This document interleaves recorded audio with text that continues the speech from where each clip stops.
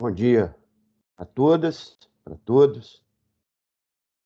Vamos começar hoje a falar sobre essa segunda parte aí da República Velha, em especial os governos de Afonso Pena e de Hermes da Fonseca. Num próximo momento, na próxima hora, nós vamos falar sobre os movimentos urbanos e rurais de contestação ao regime, né, oligárquico, nesse período aí, final do século XIX e a primeira década do século XX. Compartilho com vocês aqui o PowerPoint, a gente seguindo o roteiro.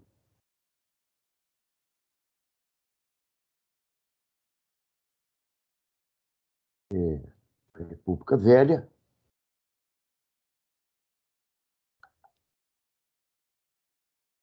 Anteriormente, nós falamos de Rodrigues Alves, que teve a incumbência de sanear o Rio de Janeiro, assolado por epidemias, né? Febre amarela, peste bubônica, varíola, etc. A fundação, ou melhor, a criação da Fundação Oswaldo Cruz, Instituto Manguinhos, hoje tão festejado aí por todos nós, uma grande instituição de produção de vacinas, né? Orgulho do povo brasileiro. A Fundação Oswaldo Cruz, ela muito rapidamente conseguiu debelar essas epidemias do Rio de Janeiro, né? E inicia-se aí, a partir daí, a criação do Serviço Nacional de Sanitário, sabe? Serviço público, né?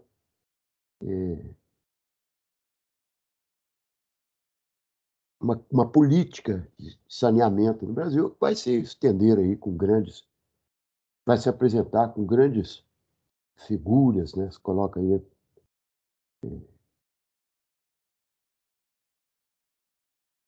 o Emílio Ribas, Vital Brasil, Carlos Chagas, Ezequiel Dias, Dr. Oswaldo Cruz, né? Figuras que são proeminentes nessa área de imunização, de produção de vacinas, de medicamentos, grandes instituições, né, que nos orgulham muito. Bom, na sucessão de Rodrigues Alves, a política do café com leite está presente. Então, é a vez do Mineiro Afonso Pena, sai candidato, apoiado pela política dos governadores, por esse acordo entre Minas e São Paulo.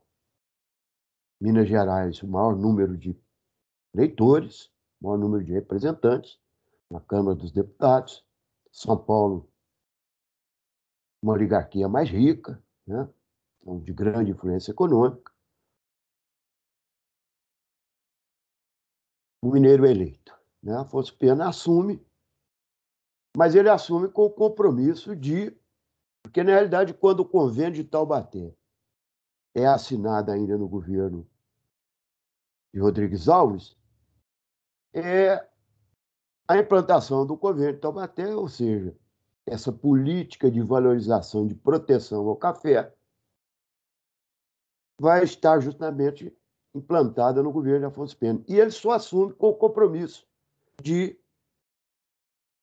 né, de assumir o Convênio de Taubaté, né? Então, quer seja o governo, a garantia de renda dos cafeicultores, além de você garantir que eles não tenham prejuízos, limitou a plantação de novos cafezais, o que fez esse dinheiro excedente aí desses cafeicultores ser investido na área de negócios internos, sabe? Então dá uma certa ativação aí. Então perceba que São Paulo, sendo o estado maior produtor de café, também é o que recebe maiores investimentos, e por isso a gente explica aí essa supremacia do estado de São Paulo em termos de produção, de industrialização, né, diante de todos os outros estados da federação, né? Há um ditado aí dessa época que diz: São Paulo é uma máquina, uma locomotiva, puxando aí 23, 22 vagões. Essa época era um número de estados no Brasil, hoje somos 26, né? Bom, o Afonso Pena morre em 1909, assume Nilo Peçanha, seu vice-presidente. Lembraram a vocês que é no governo de Nilo Peçanha que ocorre a fundação dos liceus de artes e ofícios, cujo Cefet é um desses, né? Então, nossa escola foi fundada no governo Nilo Peçanha. O Nilo Peçanha é de origem humilde, é um fluminense, né? Do estado do Rio de Janeiro, de origem humilde. E que, durante o pouco tempo que ele esteve na presidência, ele se gabaritou, inclusive, para ser candidato a presidente da República mais para frente, né? Na, já no final, no governo Afonso Pena, começa a construção de ferrovia nos estados do Sul, especialmente uma que liga São Paulo ao Rio Grande do Sul, e nós vamos falar dela quando nós falarmos do contestado, né? E ali foram contratados bugreiros. O que eram esses bugreiros? São companhias estrangeiras que estão construindo essas ferrovias, né? Esses bugreiros são uma milícia contratada para matar índios e expulsar os colonos, expulsar índios, matar os colonos, expulsar os colonos que ali viviam naqueles estados do Paraná e de Santa Catarina, o que vai resultar num grande conflito de proporções épicas, né? Que é a Guerra do Contestado, em 1912, que é já no governo do Marechal Hermes da Fonseca, que nós vamos falar no momento próprio. Para tal, as reclamações, ele pensou em criar o Serviço de Proteção ao Índio, né? Aos Índios, o SPI. Hoje, a FUNAI, né? Fundação Nacional de Amparo aos Índios, né? E entrega a direção do Marechal Cândido Rondon, uma figura que nós vamos falar também dele em outro momento, proeminentíssimo brasileiro, né? Uma figura de humanismo fantástico, né? Sujeito de um caráter muito forte, uma figura muito honesta, muito íntegra, né? E o Exército Brasileiro foi do quadro do Exército Brasileiro que merece nós fazermos reflexão sobre ele mais para frente. Bom, na sucessão de Afonso Pena e de Nilo Peçanha, há uma cisão entre a oligarquia de São Paulo e a oligarquia de Minas Gerais. Por quê? Né? Porque São Paulo lança a figura do mineiro também, né? Junto com a oligarquia mineira, já que São Paulo vinha fazendo, né, os três primeiros presidentes, né? Minas Gerais tinha que fazer o próximo também, né? Para empatar aí nessa campanha. O mineiro Israel Pinheiro.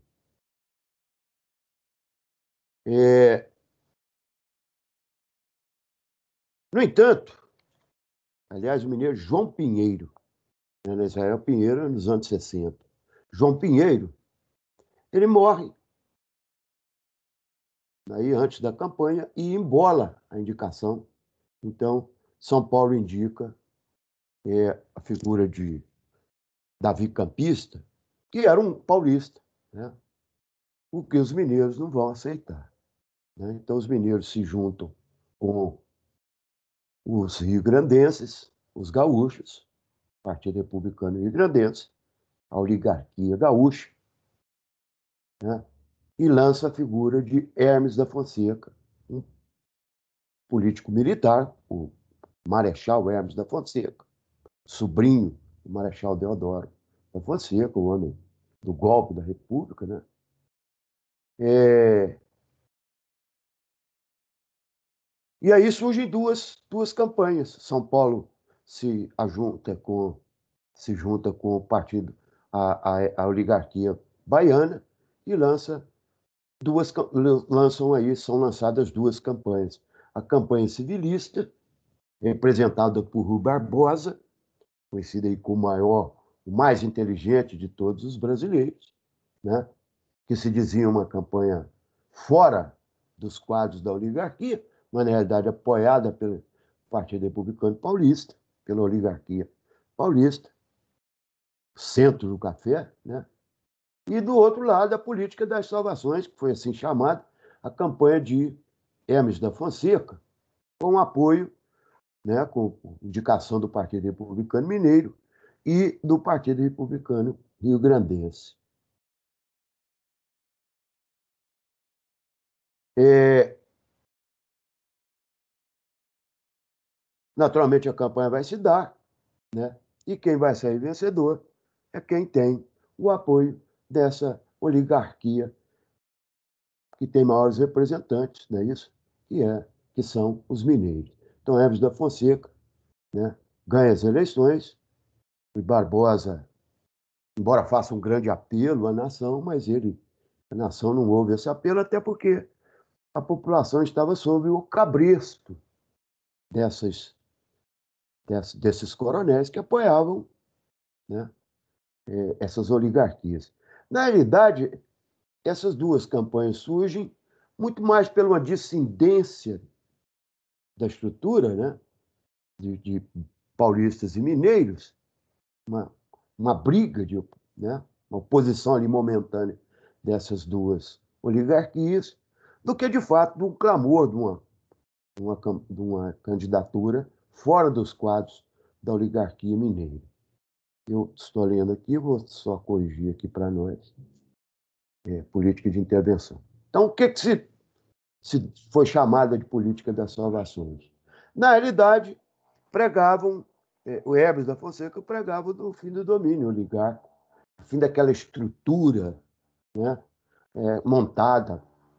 Na realidade, não é nada disso. Né? Na realidade, era um engano. Quando o Hermes ganha, a primeira coisa que ele faz é colocar os seus apadrinhados, seus parentes, os principais cargos públicos, não é isso?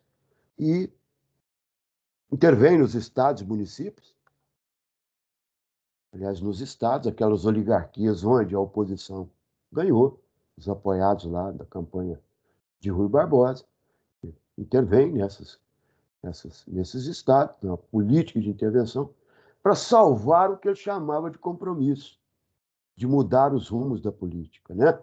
É a famosa moralização das práticas políticas, né? Então surgem aí esses militares salvacionistas.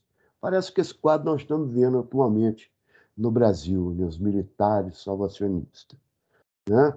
Estão salvando da corrupção e não sei o quê, não é mesmo? Da política velha, vamos inaugurar uma política nova, não sei o quê. A conversa está lá atrás. Então isso para nós não é inédito no Brasil, né? Nem nos tempos que nós vivemos na nossa história. Então, na realidade, o que vai acontecer é aquilo que o Rui Barbosa dizia, né? É a volta simples e pura dos militares ao poder, que nunca deixaram de querer o poder político no Brasil. Então, essa questão está lá desde o golpe da República e até os dias de hoje, né? Passando aí por momentos de ditadura, né? De governos de exceção, etc., né? Então, essa é a nossa história. Né? Precisamos ter muito apreço e clareza para compreender o momento que a gente vive, né? Porque ele tem fundamentos na nossa história, no passado. Né? Então, na realidade, você transfere os grupos que estavam no poder para um outro grupo que estava fora do poder. Né? Então, por exemplo, eu cito aqui lendo, né? Lá no Piauí, os Pires Ferreira são substituídos pela família de Coroliano de Carvalho. Coriolano de Carvalho. No Ceará, os Acioles são substituídos pelo Franco Rabelo. Tudo gente da própria oligarquia, né? Mas ali, quem estava fora tomou o poder agora, quem estava dentro saiu. É simplesmente uma troca entre os próprios grupos oligárquicos, né? Forma-se uma grande aliança entre os militares e a oligarquia da oposição para poder socorrer, e aí justamente, né, intervém nos estados e força, né, cara? Então, essa coisa de intervenção, essa coisa de antidemocracia, muito propícia dos militares no Brasil, né? No final do governo Hermes da Fonseca, que nós vamos falar que ele para frente aí, mas ele passa por um momento extremamente importante da história brasileira, que é a Guerra do Contestado, de 1912 a 1914, justamente quando ele termina o seu mandato, surge, né, eclode, né, a Primeira Guerra Mundial. Aí é uma outra história, né? Mas a Guerra do Contestado aqui é uma guerra civil, considerada assim, onde mais de 50 mil pessoas foram assassinadas, foram mortas, né? Colonos e sertanejos. Essa guerra se dá numa região entre o Paraná e Santa Catarina. Nós vamos falar no momento próprio. Mas, no final do governo, percebe-se que tem, né, a aliança entre paulistas e mineiros volta, não é mesmo? E aí os mineiros lançam a figura de Venceslau Braz, chamado de olho no facão. Ou seja, o que significa isso? Se nós não unirmos nós dois, quem entrar aí vai cortar a gente do processo, né? Quem era chamado assim era justamente o João Pinheiro. O João Pinheiro é considerado o político do facão, né? E ele andava sempre com um facão assim na cintura, né? Não é do esquema da política dos governadores, é cortado nele, simbolizava aquele facão. Se você não está dentro, você está cortado e eliminado. Então, para que essa oligarquia que esteve no poder até Hermes da Fonseca voltasse, era necessário primeiro fazer as pazes entre paulistas e mineiros, né, e lançarem uma candidatura própria, né? O vice-presidente era um maranhense, né, tendendo o Nordeste. Então, o Venceslau Braz é um candidato único, né? E, naturalmente, ganha as eleições e vai enfrentar aí o momento da Segunda Guerra Mundial, que é um outro assunto para nós falarmos depois. Tenham todos um bom dia e sucesso e felicidade para vocês. Muito obrigado.